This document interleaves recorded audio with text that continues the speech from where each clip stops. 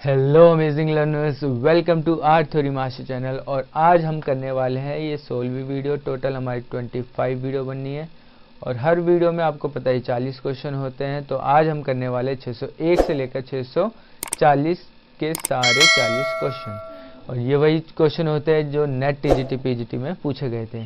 ठीक है, तो 25 वीडियो जब कंप्लीट होगी तो हमारी 1000 क्वेश्चन बैंक सीरीज कंप्लीट हो जाएगी। Without wasting any time video को करते हैं शुरू।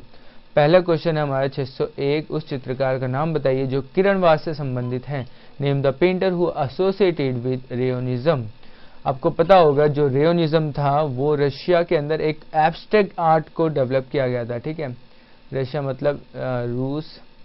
ठीक है, रशिया में डेवलप किया गया था इसको 1910 से लेकर 14 के बीच में। और इसमें जो मुख्य कलाकार थे उसमें आता है लोरियोनोव।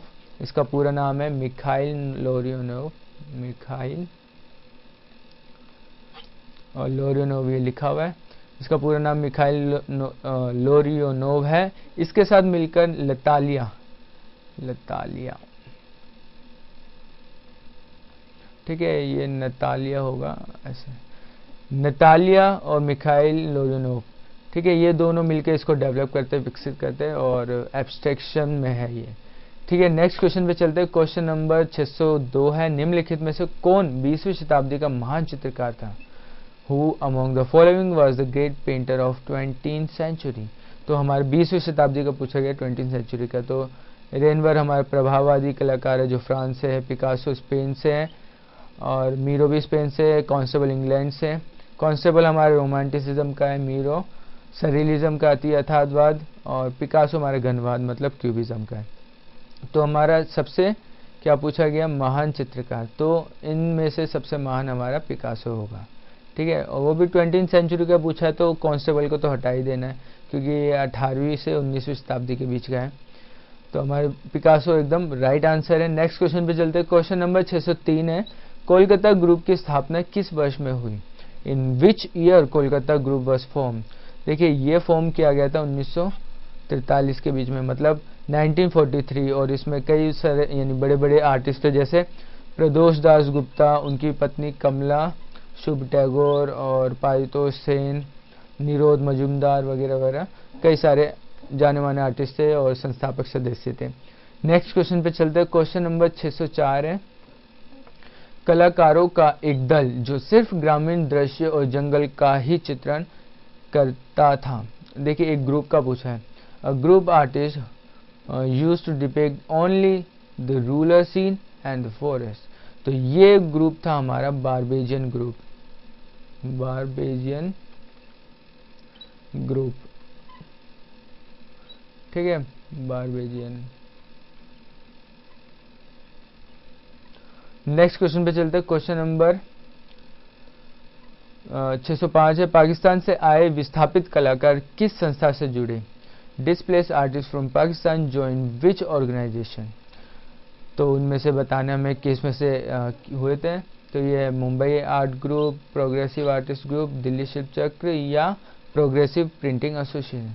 तो जो ये दिल्ली शिल्प चक्र वाला है ना, इसी के अंदर जो विस्थापित कलाकार थे जो पाकिस्तान से आए थे जैसे प्राणनाथ मांगो वगैरह, वो इसमें जाकर यानी ज्वाइन किया इन्होंने, थोड़ी इसकी मेंबरशिप वगैरह ली।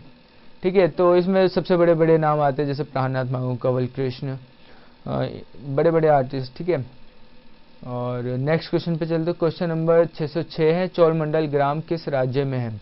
इन which state is Cholamandal village is located. तो ये है हमारा तमिलनाडु के अंदर।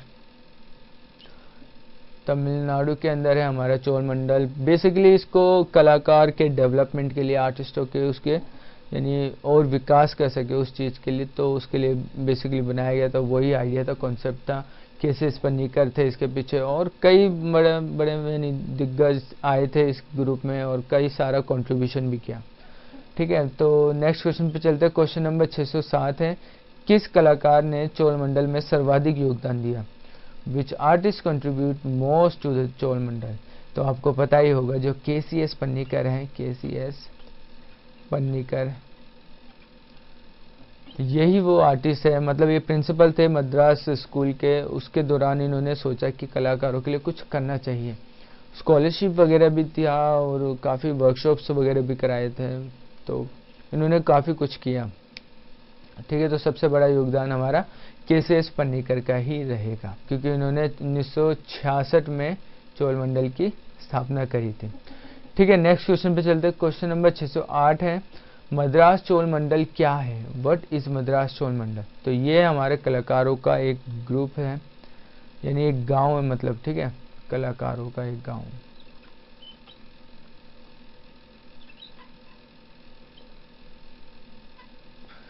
नेक्स्ट क्वेश्चन पे चलते हैं। क्वेश्चन नंबर 609 है, लाफिंग कैवलियर चित्र किसने चित्रित किया? Who painted the laughing Cavalier? तो ये बहुत फेमस पेंटिंग है और कई सारे एग्जाम में पूछा गया है, तो इसको पेंट किया है फ्रांस हॉल ने। ठीक है, नेक्स्ट क्वेश्चन पे चलते हैं। क्वेश्चन नंबर 610 है, बंगाल के समकालीन चित्रकार का नाम बताइए। Contemporary painter of Bengal. तो जी संतोष लक्ष्मी, गणेश पाइन या के.सी.एस. पन्नीकर? तो हमारे जो गणेश पाइन है वो कंटेम्प्रेरी आर्टिस्ट है, हमारे बंगाल के समकालीन चित्रकार। ठीक है, क्वेश्चन नंबर 611 है, Meghdoot Chitravali Meghdoot painting series related to?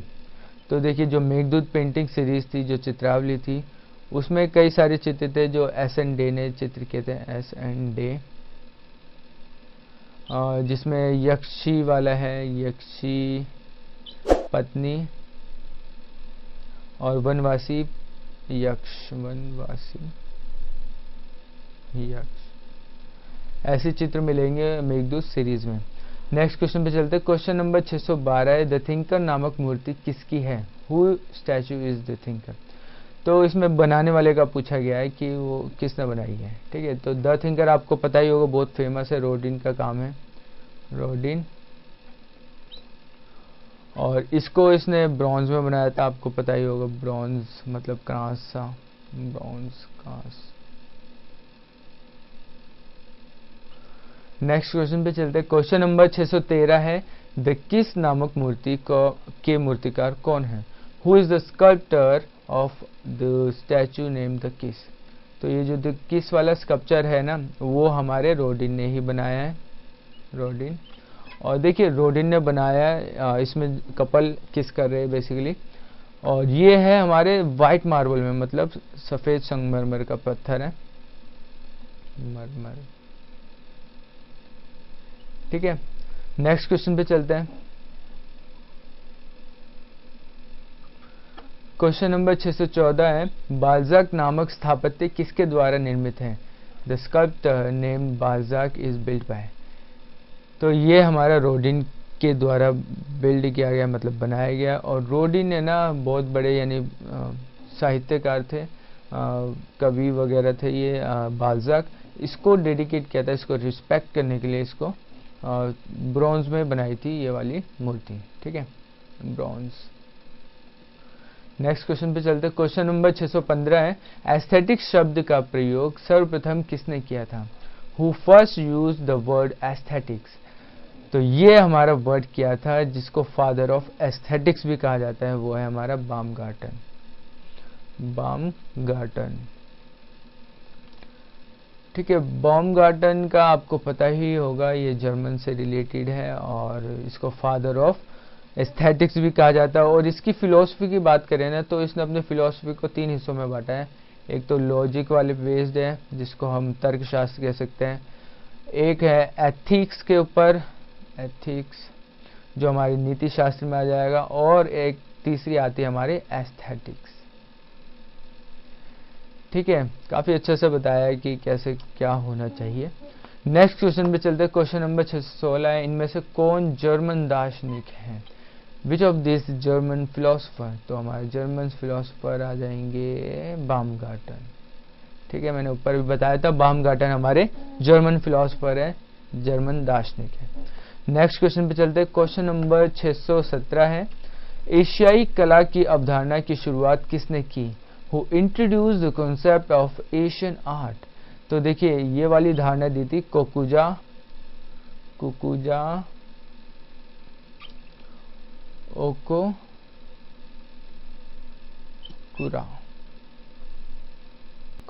Okakura है ये। और इसने ना क्या किया था, मतलब आर्ट इंस्टीट्यूट की भी इस्टेब्लिश की थी, जापान आर्ट इंस्टीट्यूट। ठीक है, तो नेक्स्ट क्वेश्चन पे चलते हैं। क्वेश्चन नंबर 618 है, सौंदर्य क्या है? What is beauty? क्या है? देखिए, कलाकृति है, अभिव्यक्ति है, जीवन है, या रस निष्पत्ति? तो सौंदर्य बेसिकली कहा जाए तो ये रस निष्पत्ति है।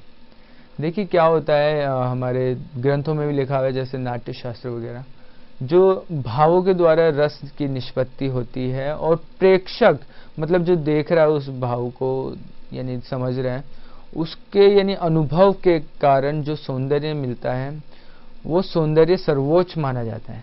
ठीक है, तो रस निष्पत्ति सौंदर्य हो सकता है हमारा।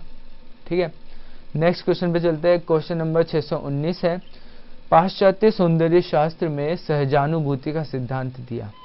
Gave the principle of intuition perception in Western aesthetics। तो ये दिया था हमारे क्रोचे ने।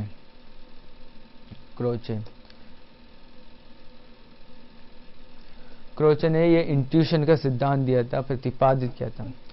ठीक है, जिसे सहजानुभूति कहते हैं हिंदी में। नेक्स्ट क्वेश्चन पे चलते हैं। क्वेश्चन नंबर 620 है, कला सहजानुभूति है, किस महान दार्शनिक ने इसे स्पष्ट किया है? Art is intuition which great philosopher explain it. जैसे कि मैंने अभी आपको बताया, तो ये हमारे क्रोचे ने ही दिया है। और क्रोचे की एक और थ्योरी थी, जैसे क्रोचे ना एक्सप्रेशन और ब्यूटी दोनों को एक ही मानता है। मतलब जो हमारी अभिव्यक्ति है, यहाँ पे लिख देता हूं मैं, अभिव्यक्ति हो गया और सौंदर्य, ये दोनों अलग अलग कॉन्सेप्ट नहीं है। क्रोचे के अनुसार ये एक ही कॉन्सेप्ट है, मतलब सिंगल कॉन्सेप्ट, मतलब कोई इसमें भेद नहीं है अलग अलग। ठीक है, क्रोचे ये मानते हैं, कहते हैं। अब नेक्स्ट क्वेश्चन पे चलते। क्वेश्चन नंबर 621 है, अनुकरण ही कला का मूल है, किसने कहा है? ठीक है, imitation is origin of art. तो ये हमारा कहा है एरिस्टोटल ने।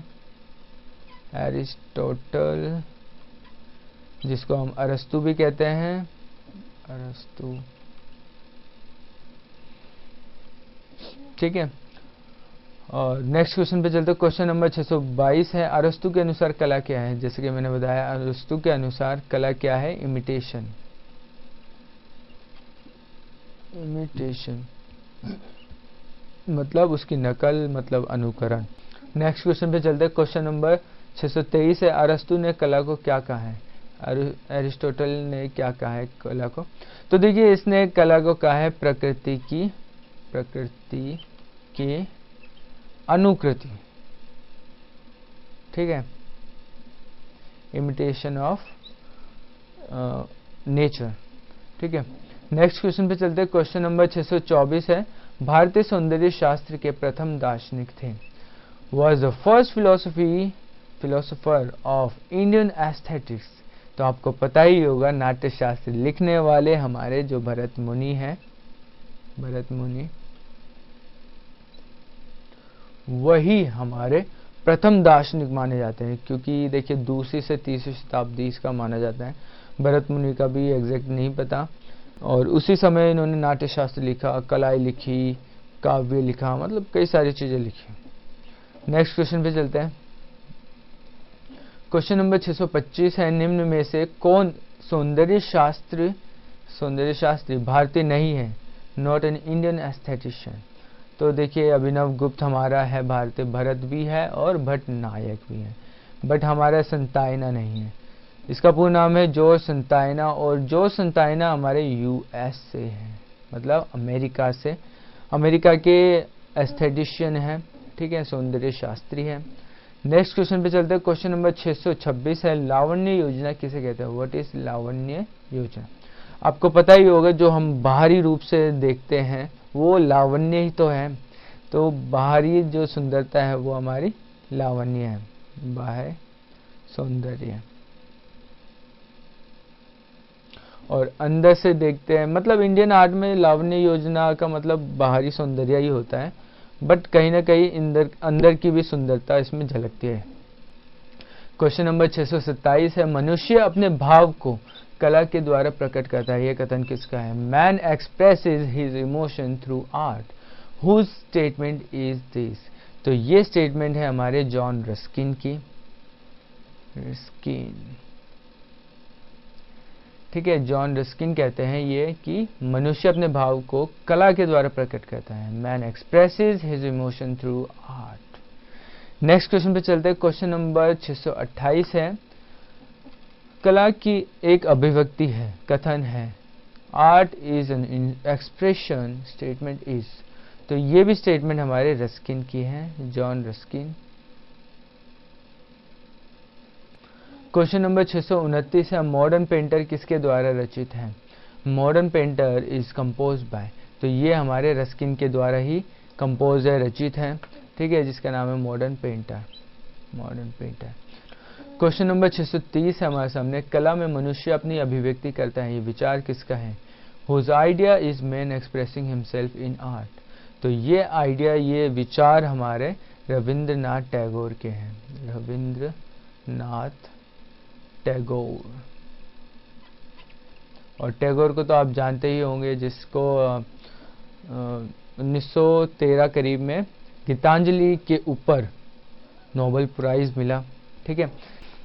क्वेश्चन नंबर 631 है, उद्दात का सिद्धांत पाश्चात्य सौंदर्य शास्त्र में किसने प्रतिपादित किया? Who प्रोपाउंड the principle of sublime in western aesthetics. देखिए, जो उद्दात का सिद्धांत है, जिसे सब्लाइम थ्योरी कहते हैं, ये क्या था? लोजाइनस ने। लोजाइनस, ठीक है।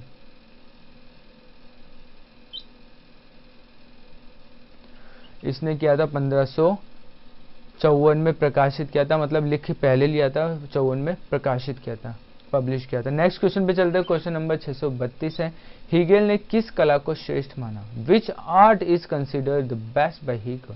तो हीगल ने सबसे ज्यादा ना, सबसे टॉप पर किसको रखा ना? वो रखा था काव्य को, लिटरेचर को, ठीक है। क्वेश्चन नंबर 633 है, हीगल ने ललित कलाओं को कितने वर्गों में रखा है? In how many classes did Hegel put in the fine art. देखिए, हीगल ने ना टोटल 5 क्लासेस बनाई थी, वर्गीकृत किया था उसको, ठीक है। और इसमें आपको पता ही होगा, चित्र, मूर्ति, वास्तु, ऐसे करके सबसे ऊपर काव्य रखा था, ठीक है। नेक्स्ट क्वेश्चन पे चलते हैं। क्वेश्चन नंबर 634 है, ललित कलाएं कितने प्रकार की हैं? How many types of fine arts is. तो बेसिकली 5 ही होती है। इंडिया में थोड़ा सा अलग हो जाता है, वेस्टर्न में थोड़ा सा अलग, मतलब जो सिमिलैरिटी है वो चित्र में है, मूर्ति में, वास्तु में, और बाकी थोड़ा सा डिफरेंस दिखता है। जैसे वो संगीत को भी रखते ललित कलाओं में, तो हमारे में नहीं रखते, हमारे में परफॉर्मिंग में आ जाता है संगीत वगैरह, ठीक है। नेक्स्ट क्वेश्चन पे चलते हैं। क्वेश्चन नंबर 635 है, भारतीय सौंदर्य शास्त्र में रस प्रतीति में विघ्न की बात कही है। In Indian aesthetics there is a disturbance in realisation of rasa. तो देखिए, रसा के जो विघ्न प्रतीत होता है, वो हमारा जो थ्योरी थी, यानी विघ्न की बात करी थी, वो करी थी अभिनव गुप्त ने।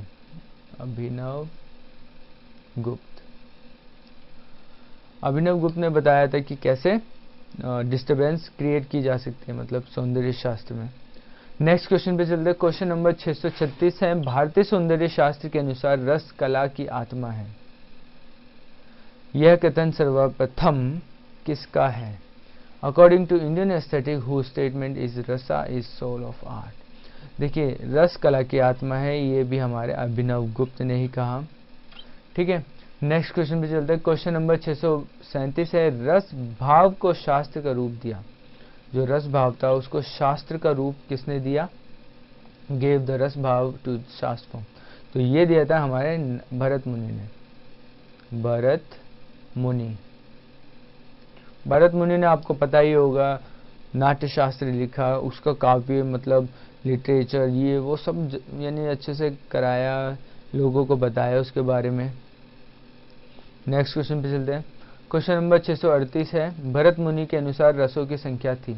अकॉर्डिंग टू भरत मुनि द नंबर ऑफ रसा वाज। तो ये थी हमारी 8 ही माना जाता था, यानी जो भरत मुनि था वो 8 ही तरह के रस माने जाते थे।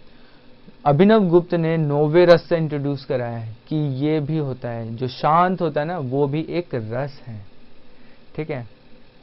और बाकी उन्होंने 8 रस के बारे में बताया था भरत मुनि ने।